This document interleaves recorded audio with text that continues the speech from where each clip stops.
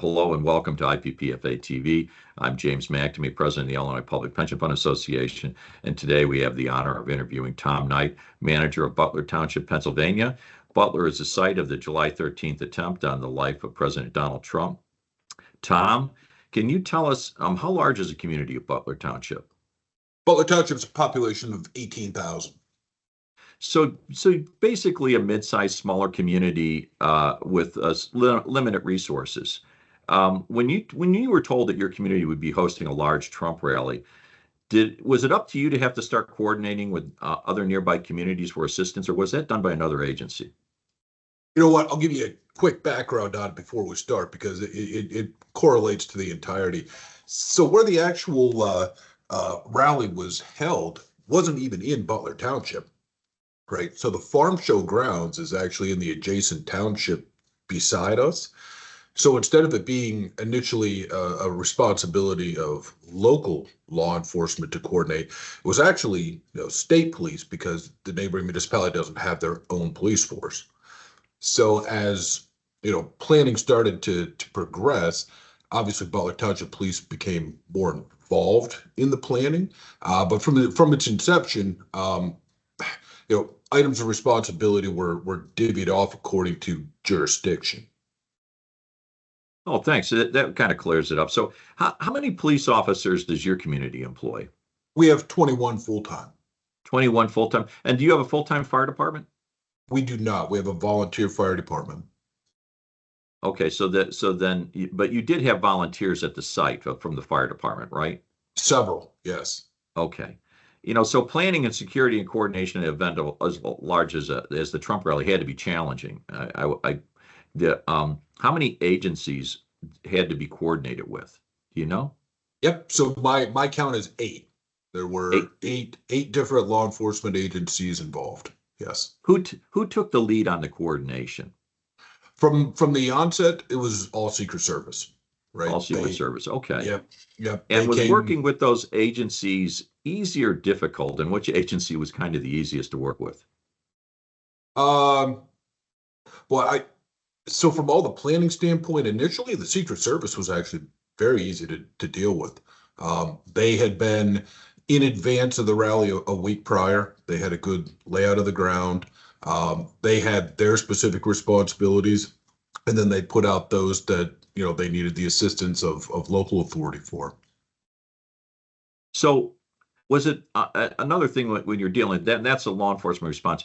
Who headed up the fire department response? I mean, I take it there was probably more than one fire agency there, right? There were actually 4 fire agencies and 2 EMS agencies. Butler County Emergency Services Director is who actually coordinated all of the EMS and first responder presence.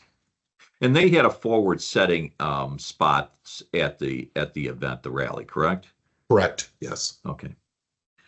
So there was some obviously coordination challenges that had to be dealt with that were obviously outside the control of the locals. And during the event, obviously, all of a sudden all hell breaks loose with an attempt on Donald Trump's life. A firefighter who was there loses his life protecting his family, which is, a true hero because he jumped across them to protect them from the gunfire.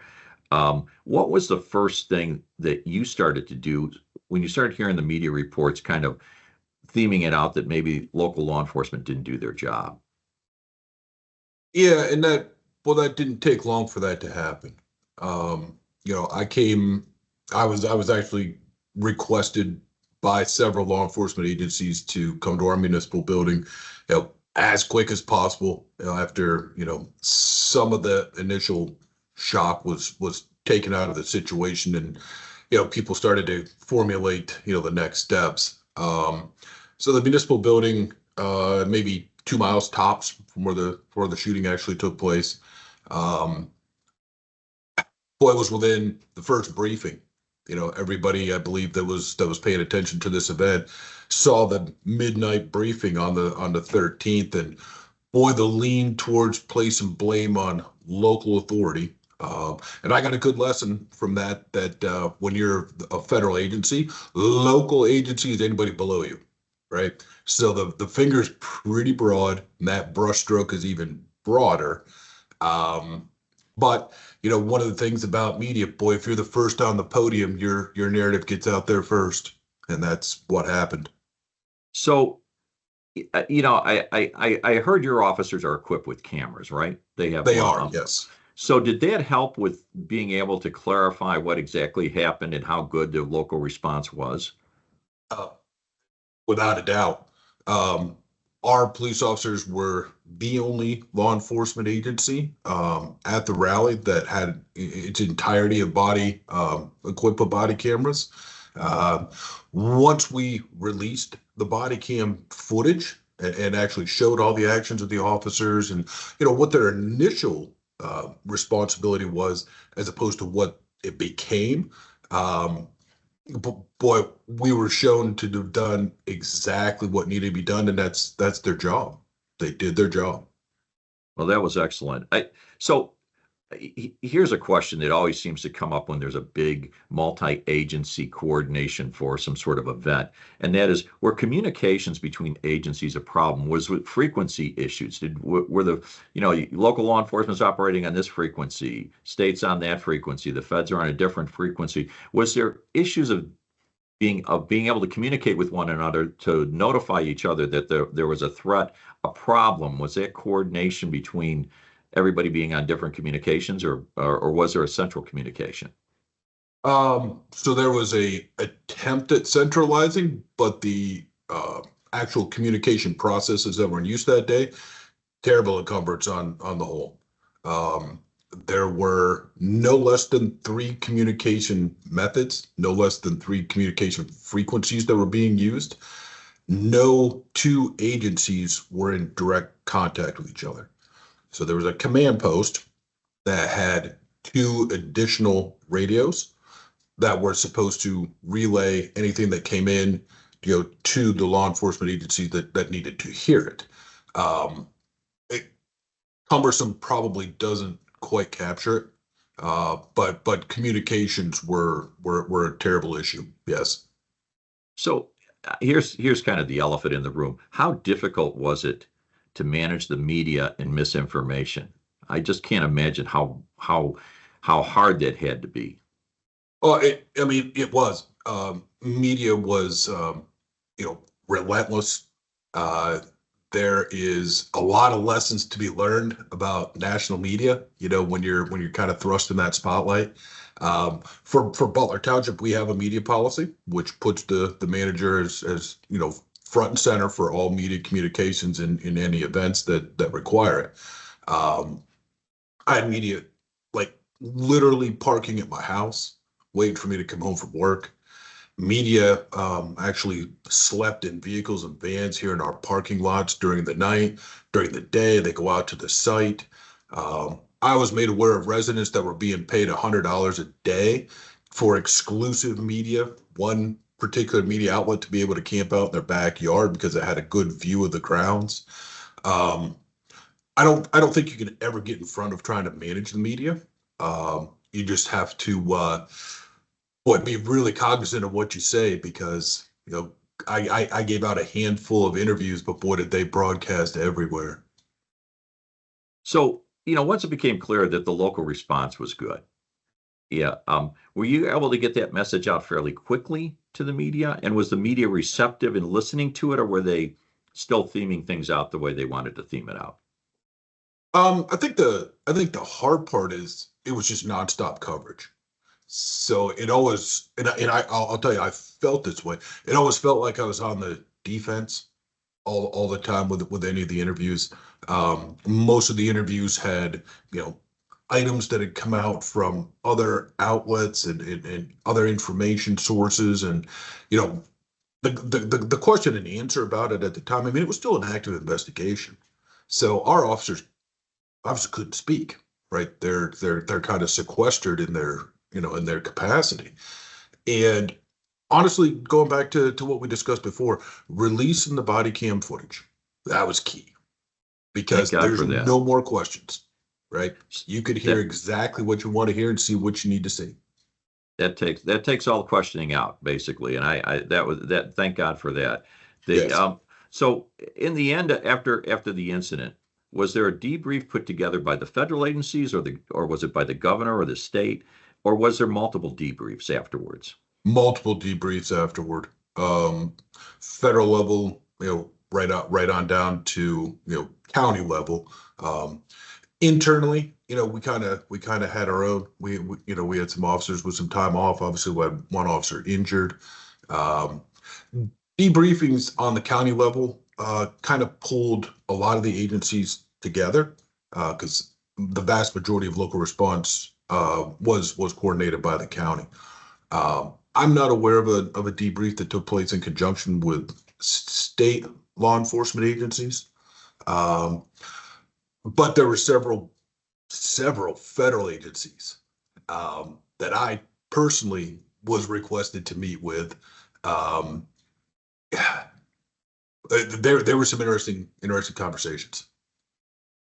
I'm sure there were, and I'm sure in some cases you can't really talk about it, but what lessons? I mean, and Tom, this is probably key because Trump came back to the same place again. So Sure did. were the lessons that you guys learned from the first, from this first incident applied or and made the second time he came a lot smoother?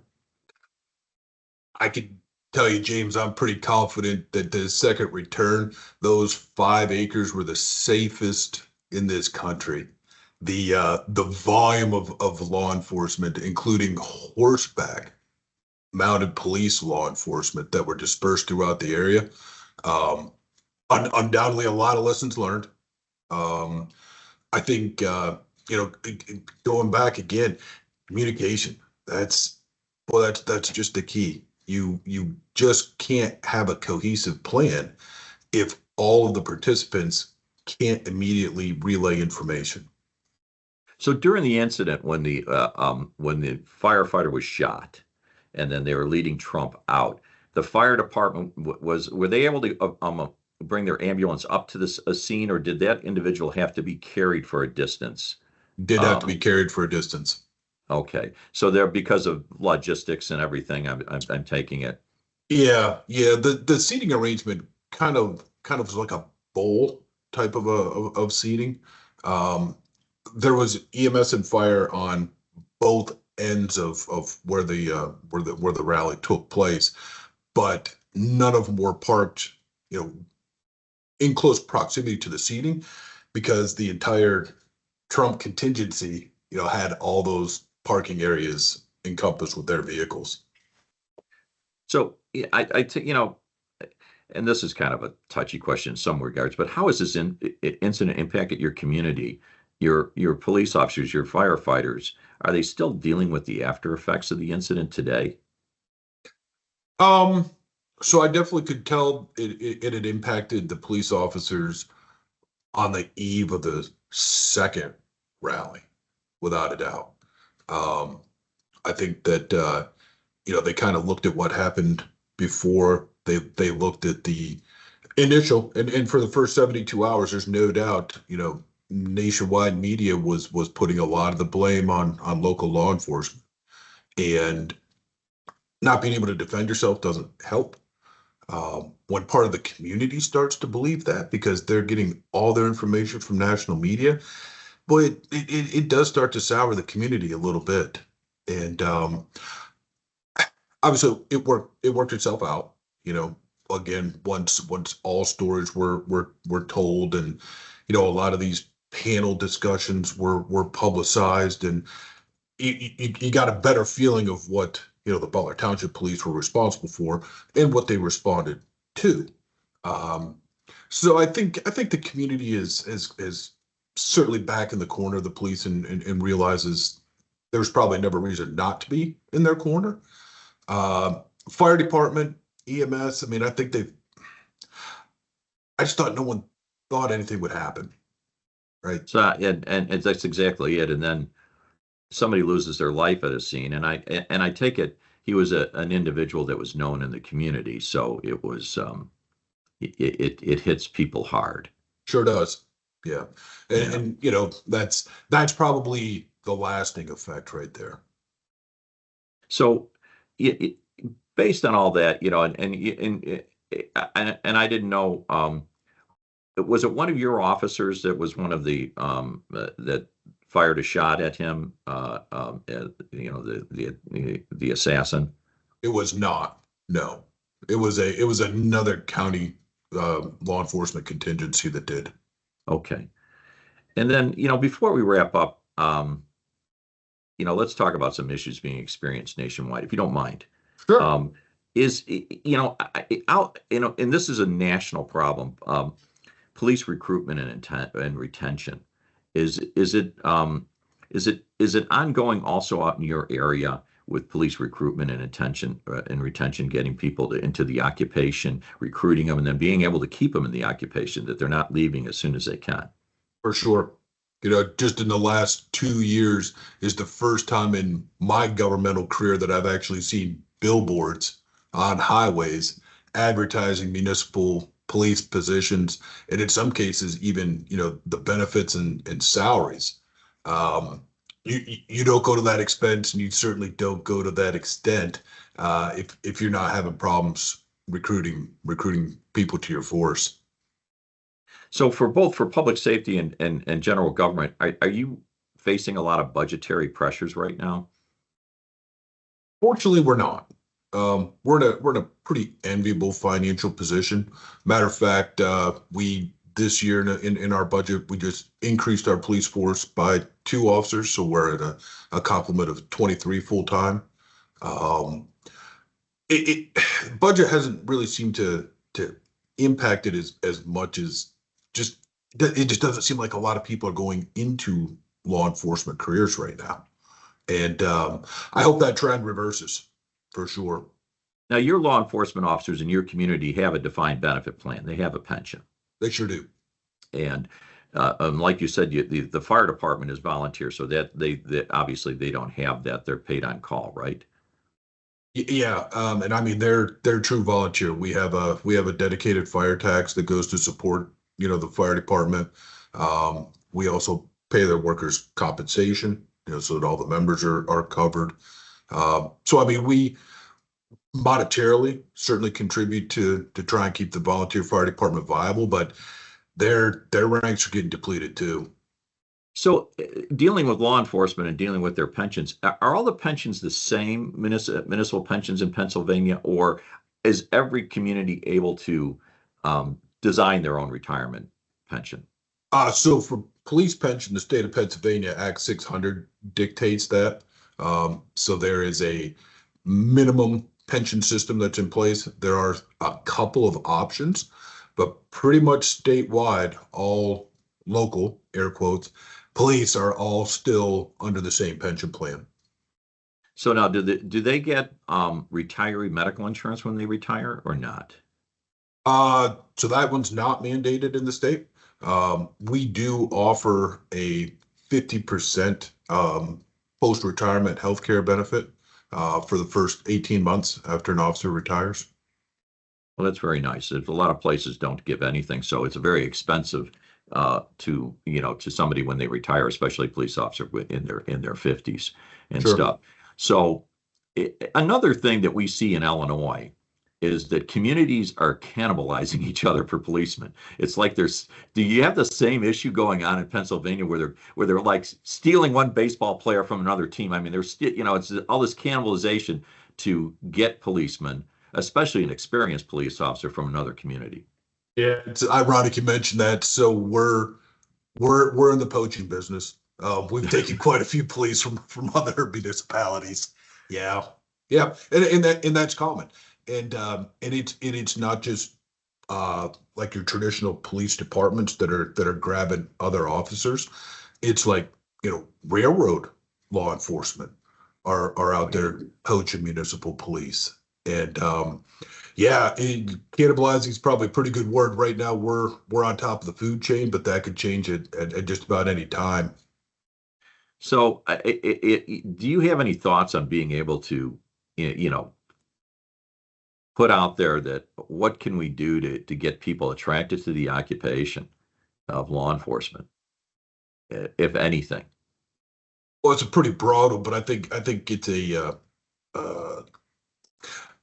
I think it's a duty of society to re-give law enforcement, the respect that that position needs, to channel just about every ounce of energy anybody's got to make the working conditions better. Not just inside the building, but outside the building.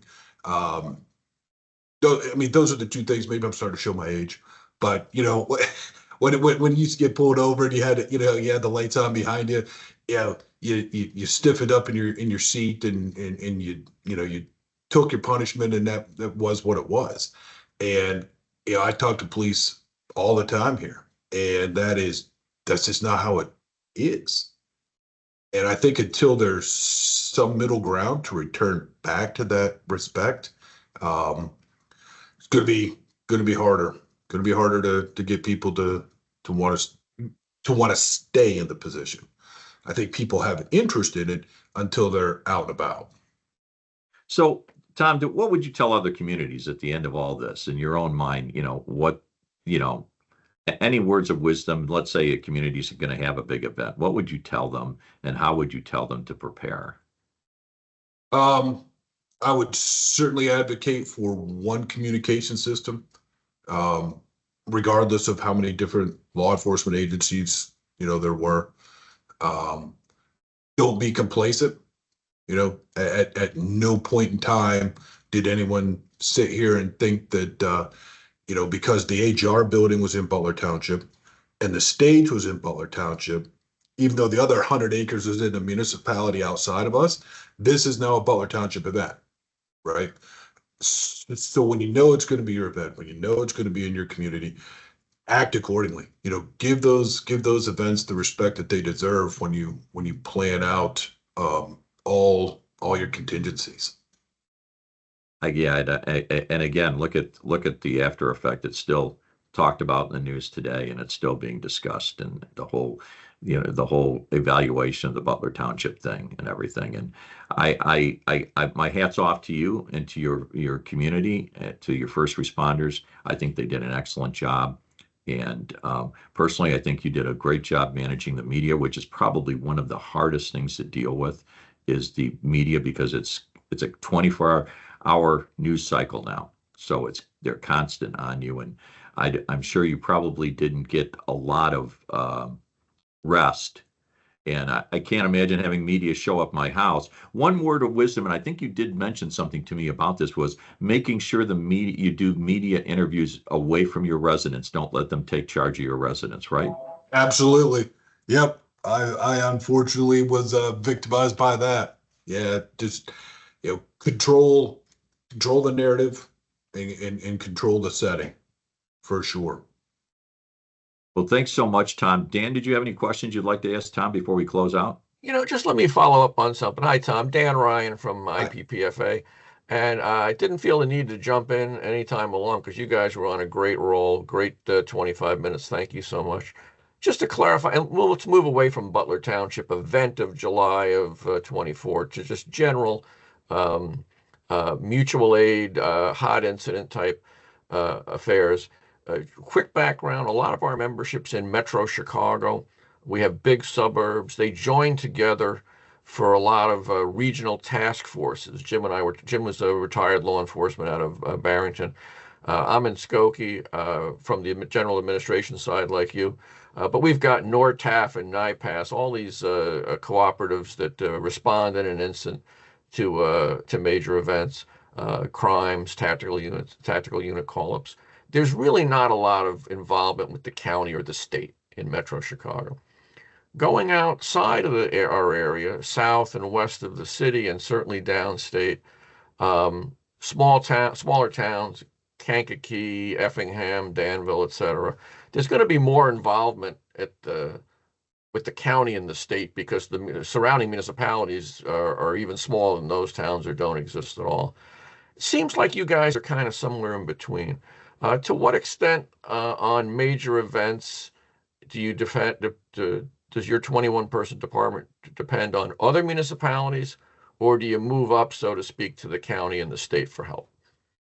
Yeah, so here we don't have a county level police department. Okay.